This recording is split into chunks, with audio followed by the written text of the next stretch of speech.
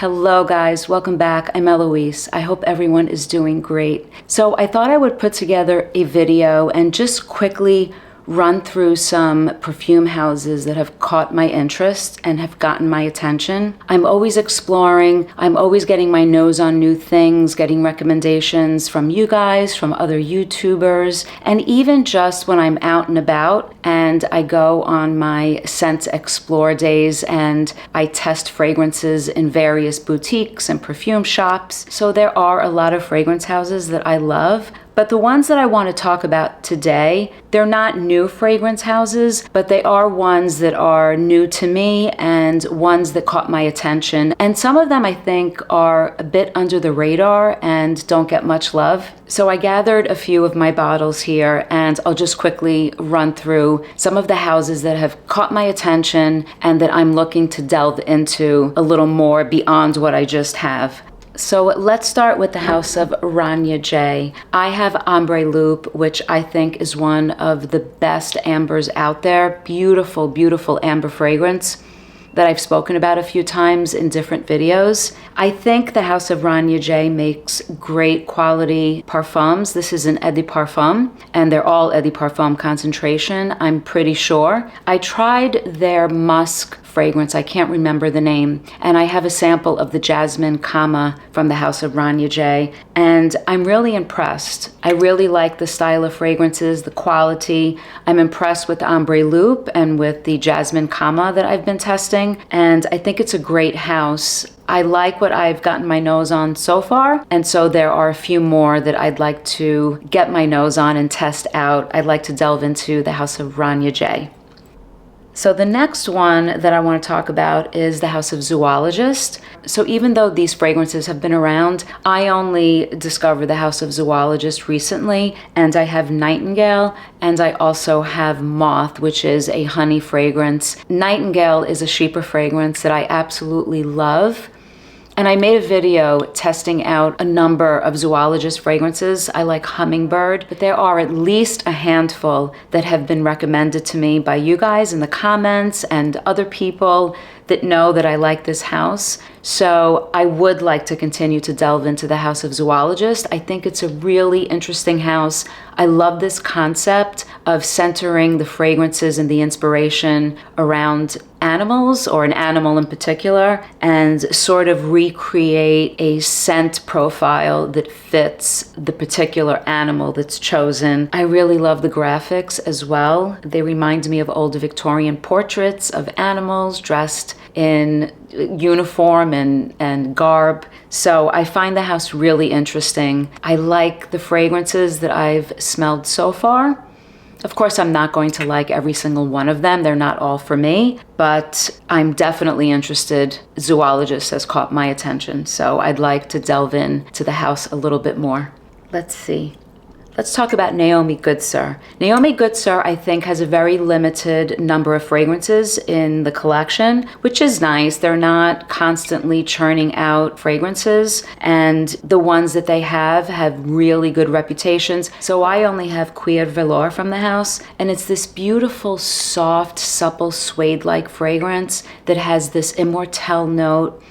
Really, really beautiful. I like the iris fragrance that I'm always talking about in my videos, Iris Cendre. I tried the leather fragrance, Corpus Equus, and that one's not for me. It's a bit too animalic and a little too heavy on that birch tar note. But there are other fragrances in the Naomi Goodsir line that I would like to try. I'm interested in the house. I like the simplicity of the packaging, no frills, nothing fancy, but they really deliver from what I've gotten my nose on. Nice quality fragrances. They definitely caught my attention.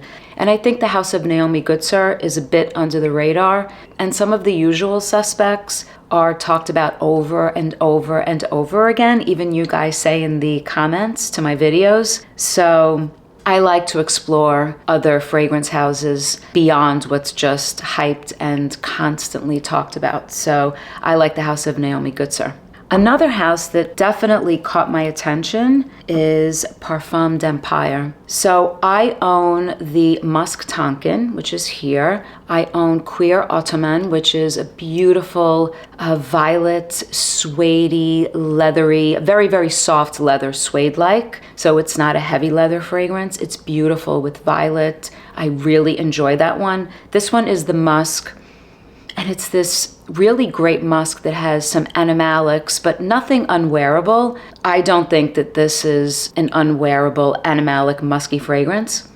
I really like it. I also have the Immortelle, another beautiful fragrance. I want to get my nose on their tobacco fragrance and a few others that have iris and violet. I can't recall the names right now. But what I will say is, what really strikes me is the quality of the fragrances, especially when you look at the value. They really are priced very, very well. At discounters, I haven't paid more than $100. I forget which one I got for like $70. I think maybe this one. And what they deliver is really, really great. There is no reason that the juice of Queer Ottoman could not be packaged differently under a different perfume house in a different line and charge $200. It's that great. I really love it. And I intend to continue to explore other fragrances in this house. They definitely caught my attention.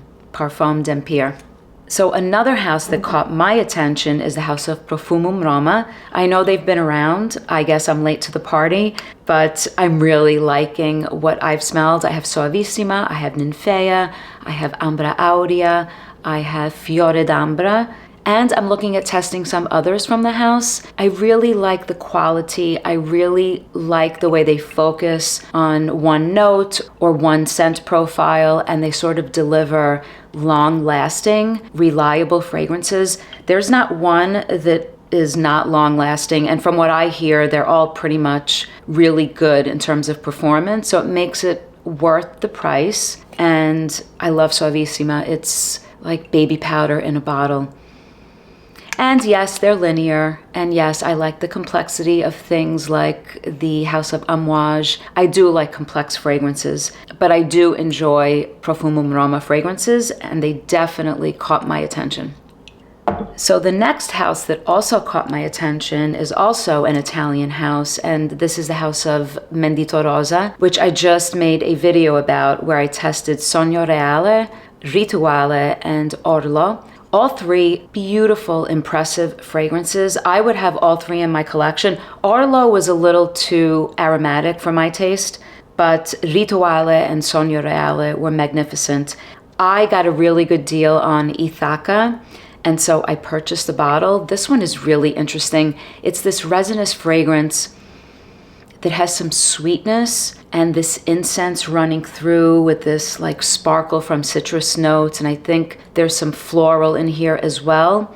I blind bought this because it was a really good deal, and I'm so impressed with the house of Mendittorosa that I just sort of trusted and went for it, and I'm enjoying it. And I feel like from the fragrances that I tested, they're really artistic, and the bottles themselves, the presentation, they're unbelievable. This one is a little simple in comparison to some of the other ones, but I am interested in getting my nose on some of the other fragrances. Limat or Lamat is a very popular one, I know, so I might try that before deciding on what other full bottle I want to add, but Mendittorosa got my attention. I feel like the fragrances they wear like the fragrances of Les Indemodables, where they come off very natural. The blends are very interesting and they seem like high quality ingredients. I, for some reason, feel like they remind me of the way the Les Indemodables fragrances wear on my skin, the wear experience. So I'm interested in exploring some more. They definitely caught my attention. So the next house that also caught my attention, I guess we have an Italian thing going on here, is the house of Masque Milano. So I only own one. I own Tango, which is a great amber fragrance, Cécile Zarokian creation. I had Latesa, which is an iris fragrance with this fizzy champagne note. I ended up getting rid of it. I just didn't think it worked for me, but very pretty. I want to get my nose on Monte Cristo, on Mandala, and a few other fragrances. I think I have a sample of Lost Alice, which was nice, but maybe too sweet for me. But I really like what the house is about. I like their packaging. I like the price point, but I'm really enjoying the quality of the fragrances. I like the creativity. I like the price point as well. The fact that you can get a smaller bottle at discounters for mid-70s, $80, not more than $100, and even the travel sizes. I think the house makes trying the fragrances and getting the fragrances accessible. So what I've tried so far from the house of Masque Milano have been very creative, impressive, well-blended, well-made fragrances, interesting scent profiles. And I feel like they're quality fragrances that are long-lasting and interesting. So I like the house. They caught my attention for sure. And I want to delve deeper into the house and try out some more fragrances. So that's the house of Masque Milano. So the next house that caught my attention is from London, Electimuss London. First of all, these bottles, I have to say, are so heavy and thick. The bottles are heavy and thick. The cap is heavy and thick.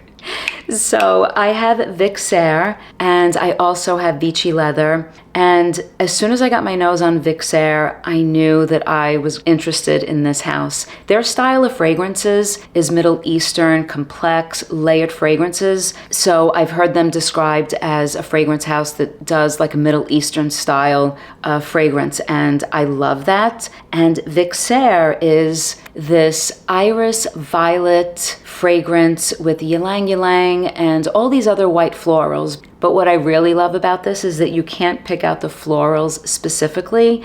There's this note that's almost like licorice, like a syrupy licorice that takes it into a little bit of a dark direction. So yes, it's a floral fragrance, but I love what they did with this. It's very smooth. The way it's blended is so round.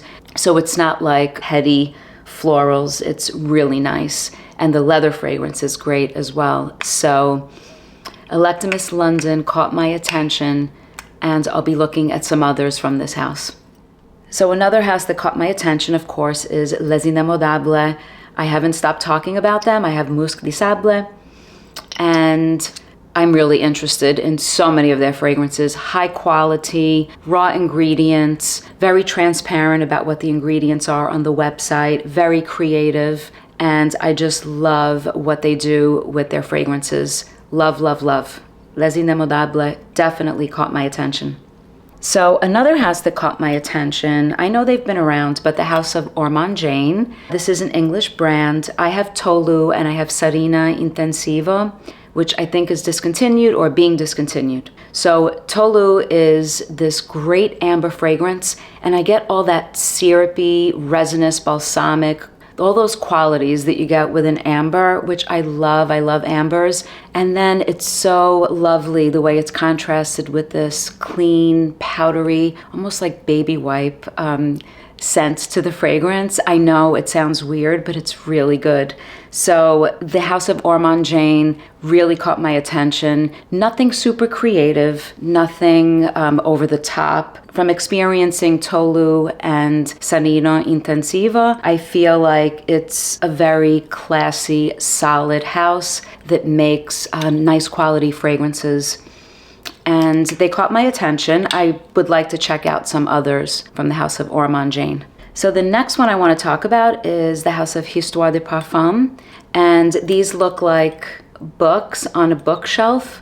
And this one is 1889 Moulin Rouge, like a makeup-y type of fragrance that's like Lipstick Rose from Frederic Malle. This is really well done, and the price point, similar to Parfum d'Empire, the price point is amazing for these quality fragrances that are creative and really well done. I have a sample of $17.49, is that the popular one? I'm not sure if it's 1749 Marquis de Sade. Very interesting fragrance. I have the amber fragrance from Histoires de Parfums, and I tested out the tuberose, the number 1 and the number 2, and I think I'm getting the number 2 tuberose, which is really good.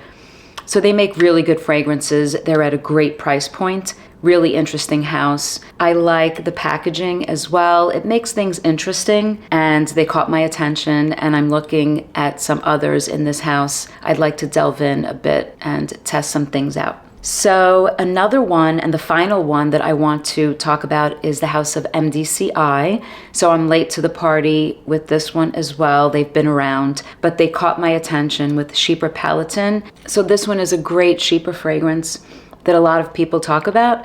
And the reason MDCI caught my attention is that they make quality fragrances, and I feel like in this house I can find some of those vintagey sort of style scent profiles. Not all of them. I think they do have some fragrances that are a bit too sweet and some that are just nothing special. But the house does have some solid releases, and even their presentation is very vintage-like. So the whole house presents a sort of vintage vibe line of fragrances. But I think they're quality fragrances, and the house of MDCI definitely got my attention. I'll be looking into more. There's one called Queer Garamante, which is a leather fragrance. It's really, really nice. So MDCI. So that's it, guys. These are some perfume houses that have caught my attention. Of course, there are others. I have some samples coming from the house of Les Abstraits. Let me know what fragrance houses you think I should get my nose on, what has caught your attention. And as usual, thank you so much for watching and your comments. Until next time, bye, guys.